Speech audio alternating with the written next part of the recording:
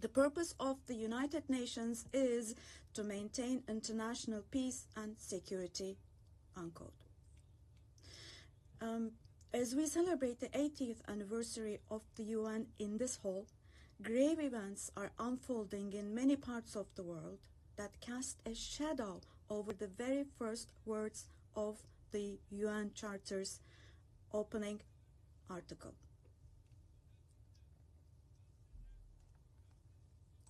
Particularly in Gaza, right before our very eyes, genocide has been going on for over 700 days now. Even as we gather here, as we speak now, Israel is currently massacring civilians in Gaza. The number of civilian casualties in Gaza has surpassed 65,000. Unfortunately, the number of people who are still trapped under the rubble is not yet known, and more than 20,000 of those who died were children. For the last 23 months, a child has been murdered by Israel in Gaza every hour. Yes, every hour. These are not just figures, dear friends. All of these, each one of these is a person, a human being, innocent people. People are now being killed not with weapons, but with the weapon of starvation. In the 21st century, under the gaze of the civilized world, 428 people died of starvation. Out of those 428, 146 were children, and this number is increasing every day. Now, I will show you a photo, which is a picture from daily life in Gaza. The first photo, as you see, these are people. These are women with these cups that they are holding in their hands, cups and buckets. Just feel your conscience and answer the following question. Can we possibly have a reasonable reason for this brutality in 2025? But this shameful picture in Gaza has been unfolding and is being repeated every day for 23 months now. And there are 2.5 million Gazans who live in 365 kilometers. And every day what happens is they are being dragged from one place to another. The healthcare infrastructure of Gaza is completely collapsed. Doctors have been killed, or they have disappeared while under custody. Ambulances have been hit. Hospitals targeted and destroyed. Treatment is not possible. Surgery is not possible. It's not possible to find medications. Now, dear friends, now, as Tayyip Erdogan, with a heavy heart, with my heart bleeding here, I am telling you, innocent little ones, just 2 or 3 years old, without hands, arms, or legs, have become, unfortunately, a common sight to see in Gaza.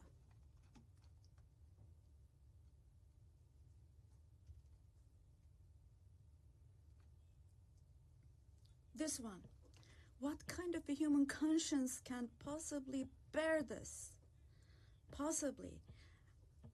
How can one stay silent vis-a-vis this?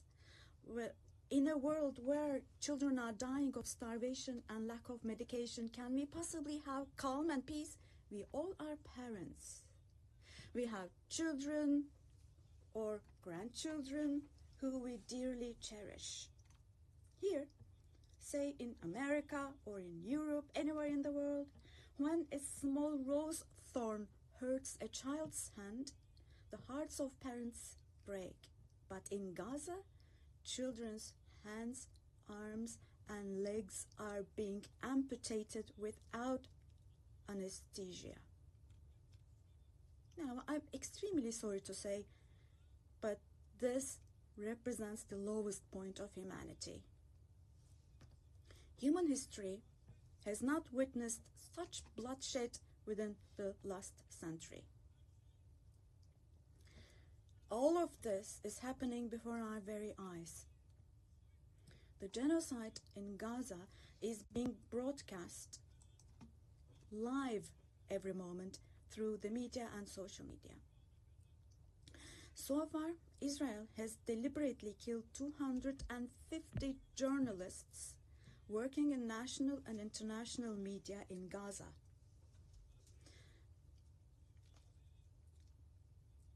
And they have closed all the entrance into Gaza, but they still have not been able to cover up the genocide. I wholeheartedly support Secretary General Guterres because he consistently draws attention to the ongoing genocide in Palestinian territories, and I would like to once again congratulate him for his courage.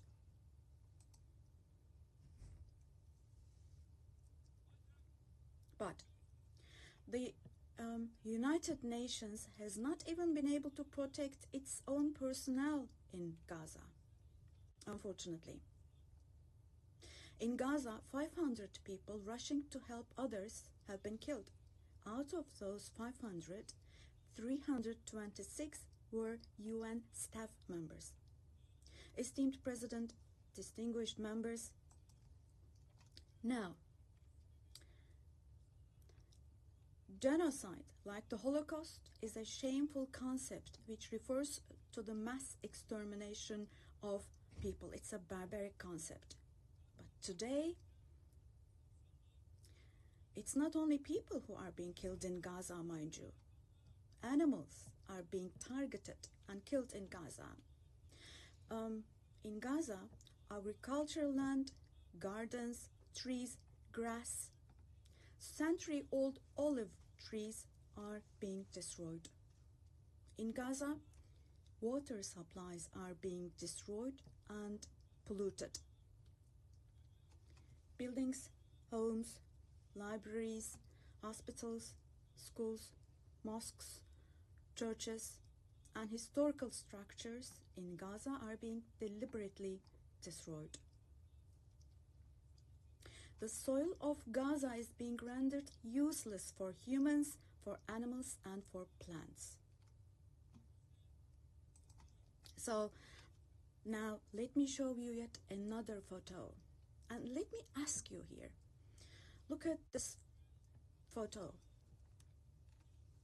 What could this photo here possibly have to do with security concerns?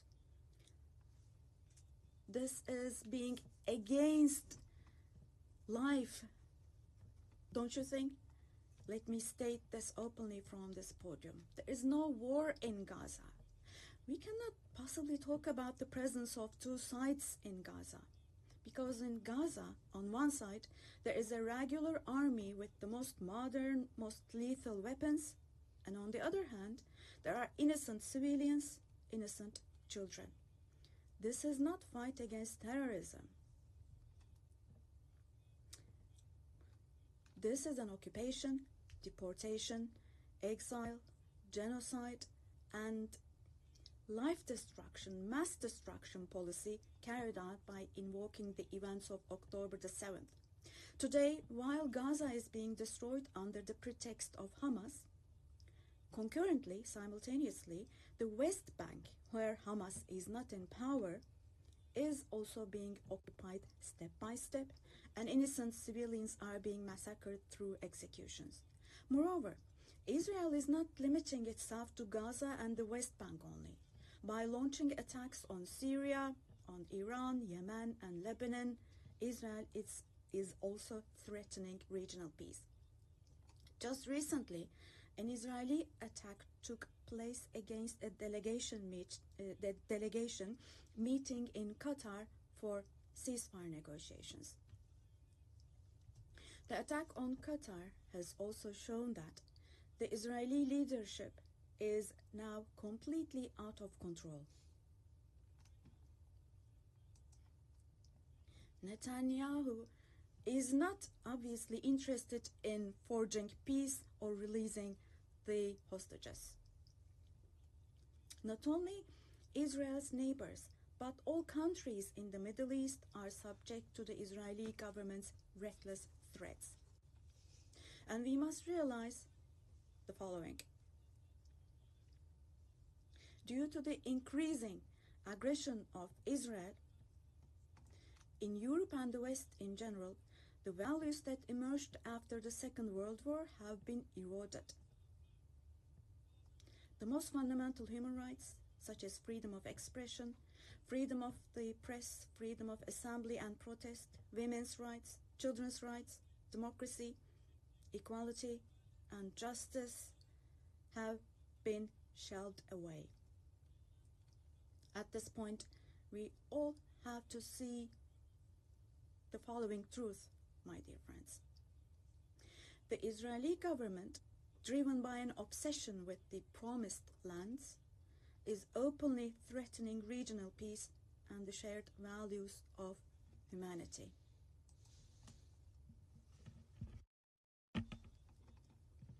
Three celestial religions. Jerusalem hosts all three celestial religions, and a common inherited holy place, Al-Quds, is holy for all three religions. This madness disturbs conscientious Jews. It fuels anti-Semitism around the world. We cannot continue with this madness anymore.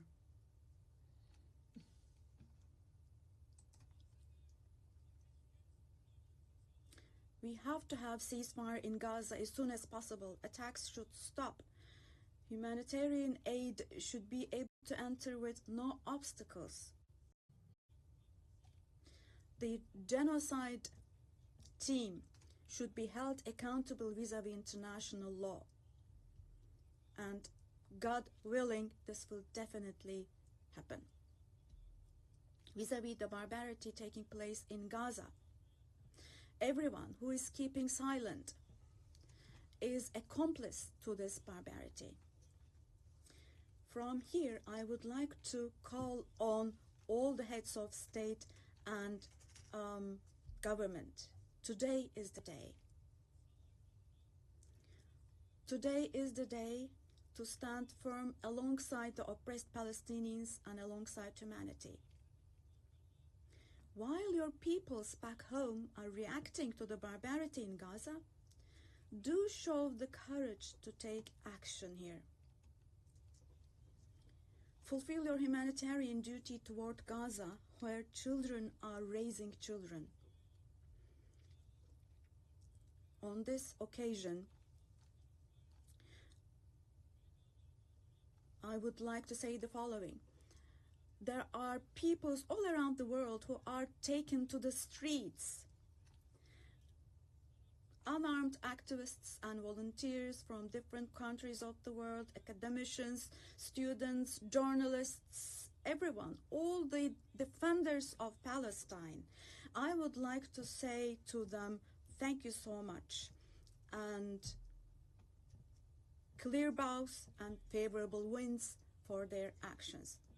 Esteemed delegation members, for 13 years, I have spoken to you from this platform about the oppression and conflicts in our neighbor, Syria. Just as I raise my voice today for the oppressed people of Gaza, likely for 13 years, I have also drawn attention to the cries of the Syrians, and here I became their voice and breath as well.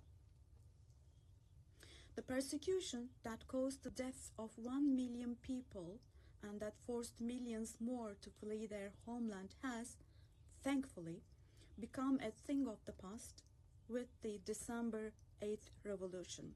Our Syrian brothers and sisters opened the doors to a new period as of December the 8th.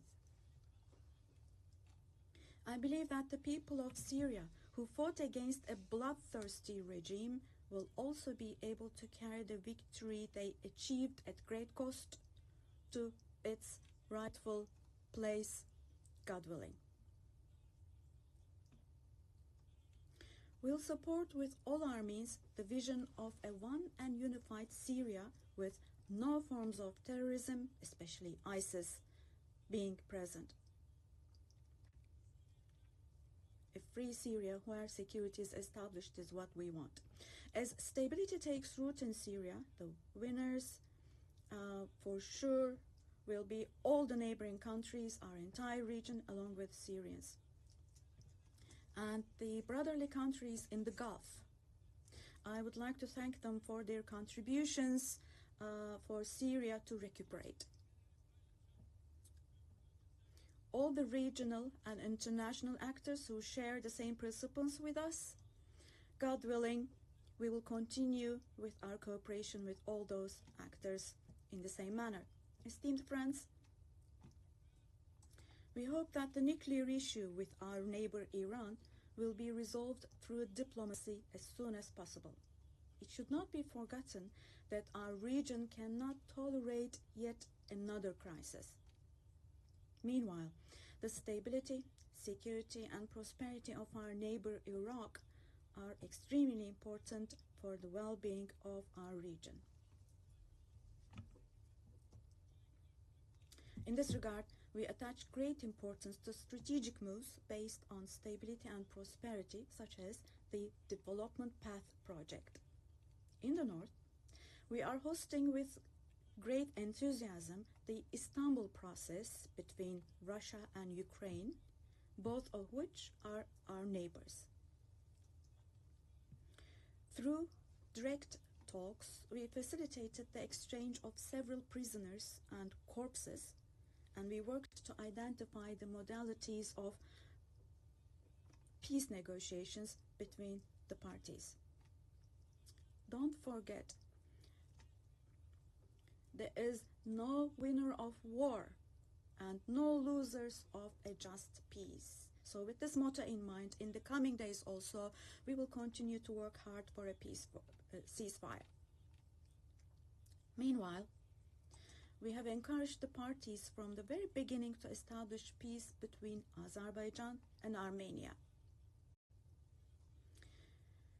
We are pleased that steps were taken on August 8th, steps that will enable the establishment of lasting peace between the two countries. I would like to once again congratulate the President of Azerbaijan, Ilham Aliyev, the Prime Minister of Armenia, Nikol Pashinyan, and the American President Donald Trump, who contributed to this process, and I would like to congratulate them. On this occasion, I would also like to state that the normalization process between our country and Armenia is progressing as planned. Within the scope of the Ankara process, which is another of our mediation activities, we continue our efforts to resolve the conflict between Somalia and Ethiopia. I hope that the parties will successfully conclude this genuine initiative as soon as possible. Distinguished delegation members, we have been implementing the Montreux Convention, which guarantees security in the Black Sea. And we have been implementing this convention impartially and to the letter for exactly 89 years now.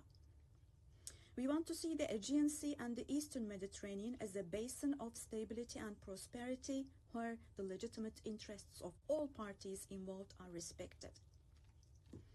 We are ready for constructive cooperation on all issues, particularly on energy and the environment, and we expect the same approach from our neighbors. On this occasion, I would like to particularly underline that projects which exclude Turkey and the Turkish Republic of Northern Cyprus in the Eastern Mediterranean, such projects which exclude us will not be successful. Turkey has rights and authority in the western part of the island of Cyprus, while the Turkish Cypriots have legitimate rights in the area surrounding the island. An Eastern Mediterranean Conference, which we have proposed before, would contribute to finding common ground. Resolving the Cyprus issue has been tried many times before, but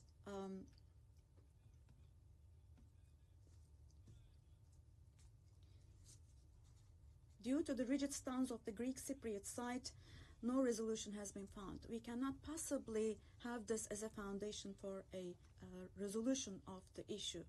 There are two separate states and two separate peoples on the island of Cyprus. Turkish Cypriots are equal owners of the island, and they will not accept being a minority. The international community must put an end to the unfair and inhumane isolation that the Turkish Cypriots have been subjected to for half a century now. I reiterate the call I made at the last 3 UN General Assemblies. Let me repeat. I call on the international community to recognize the Turkish Republic of Northern Cyprus and to establish diplomatic, political, and economic relations with it. Esteemed President, distinguished members, in the coming period, we desire a new beginning and vision in Turkey-European Union relations.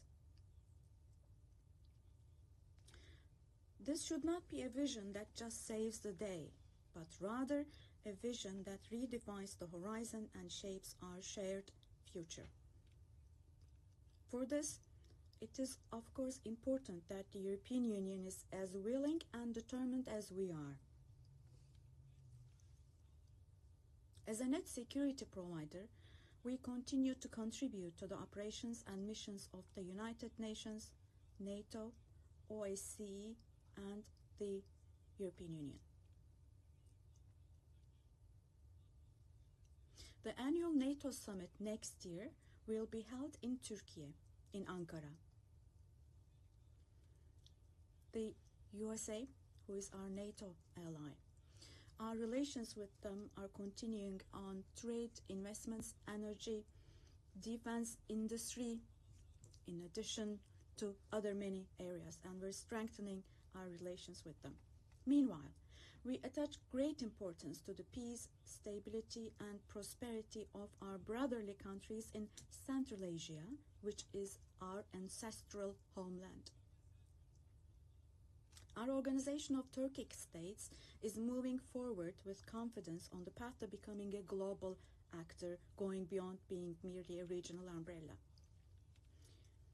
We are making intensive efforts to ensure the continuation of peace and stability in the Balkans, where we have strong historical, cultural, and people ties. The Balkan Peace Platform, which we established in July, is the newest and most concrete manifestation of our efforts in this direction. And this October, we'll once again assume the command of KFOR forces. In Afghanistan, our fundamental desire is that the current administration demonstrates an approach that embraces the society and that takes human values into consideration. In this process, it is essential that the international community does not leave Afghan people alone, and as Turkey and as the Turkish nation will stand by the Afghan people at all times. Esteemed friends, in South Asia, we consider the preservation of peace and stability to be of utmost importance. We are pleased with the ceasefire achieved following the tensions last April between Pakistan and India, the tension which had escalated into a conflict. It is important to see a cooperation between the two countries when it comes to counterterrorism. The issue of Kashmir should be resolved on the basis of resolutions of the UN for the best for our brothers and sisters in Kashmir through dialogue, we hope. In the continent of Africa, from education to health, from infrastructure to in other areas, our relations are improving annually. And while providing all possible support to Somalia, we are also continuing our humanitarian aid activities. In Sudan, the conflict that has been going on for over 2 years saddens us deeply. Stopping the bloodshed in Sudan and establishing sustainable peace is the shared responsibility of the international community. and Turkey's efforts in this direction will continue. The Great Lakes region has suffered greatly from years of ongoing instability and conflict.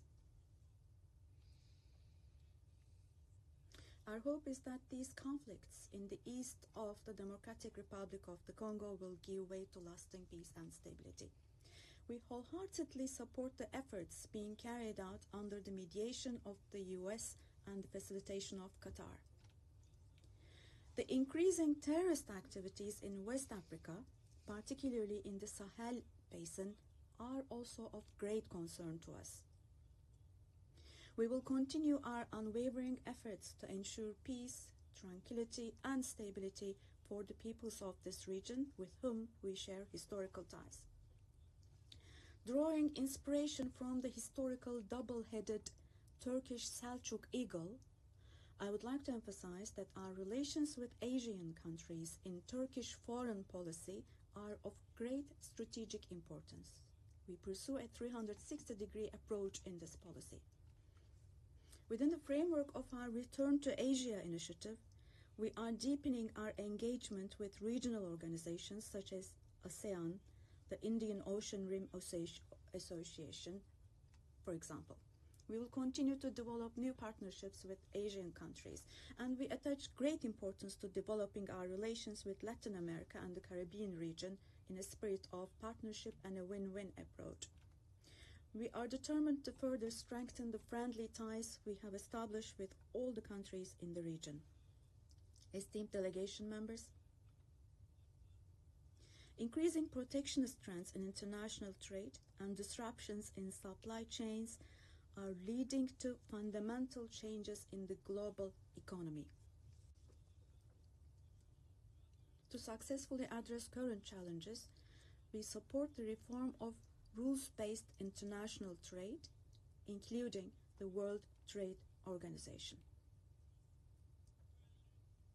I believe access to affordable, safe, and sustainable energy is essential, particularly for developing countries, to be able to achieve their development goals.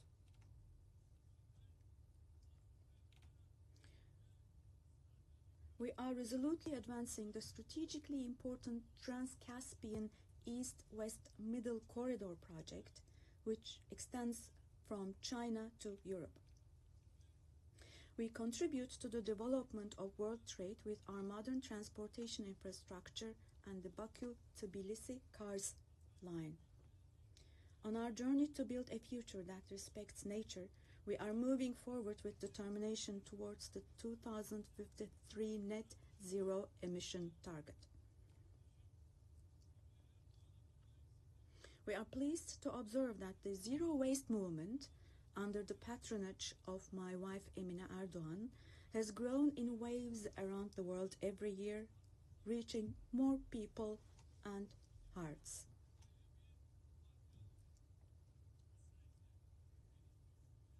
In this process, it is no longer a choice for developed countries to fulfill their responsibilities. It has now become an obligation for them. As one of the countries providing the most development aid in the world, we are striving to achieve the UN Sustainable Development Goals.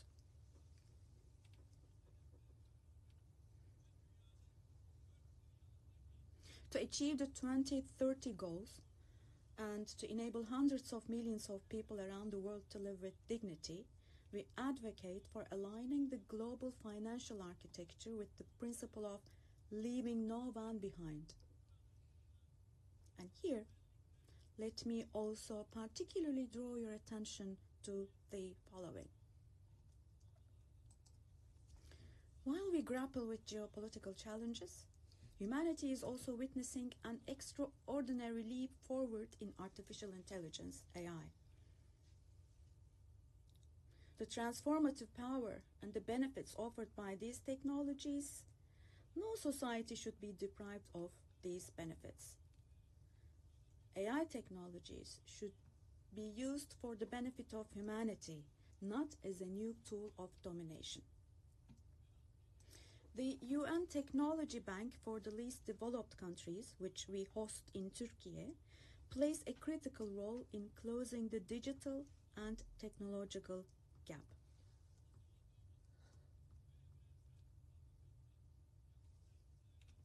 We have prepared a children's rights convention in the digital world, and we will soon open this up for ratification. I'm sure this will create a lot of awareness in this area, and we expect your support for this.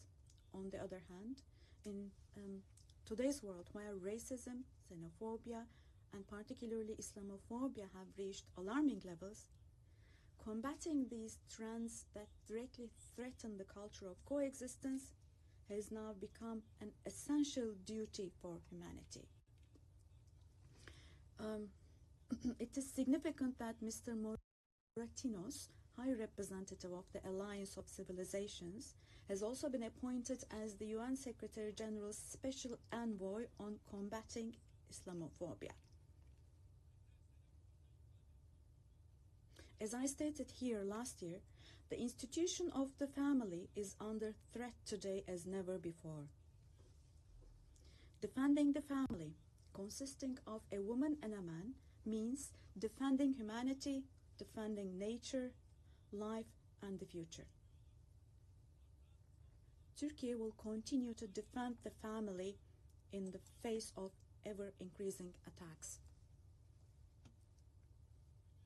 Distinguished delegation members, the roots of the UN, established to prevent humanity from experiencing the disaster of war again, are filled with values that will eliminate the dark era we are in. We fully support the UN 80 initiative launched by Secretary General Guterres to make our organization more effective and more efficient. I hope this initiative succeeds as a process that will further strengthen all the activities of the UN. I express our readiness to provide strong support to this process, also driven by our vision of making Istanbul a UN hub. I sincerely believe that it is our shared responsibility to take steps that will restore the founding spirit of the UN in its 80th year. We will continue to say, the world is bigger than five until a system is established where the righteous are powerful, not the powerful are righteous. Our duty is not to abandon the system, but rather to repair it and to make it work again. Without a doubt, a more just, a fairer world is possible. Turkey will patiently continue its fight for the construction of a more just world. So may God help and aid us all. Once again, let me greet you all with kind regards and thank you.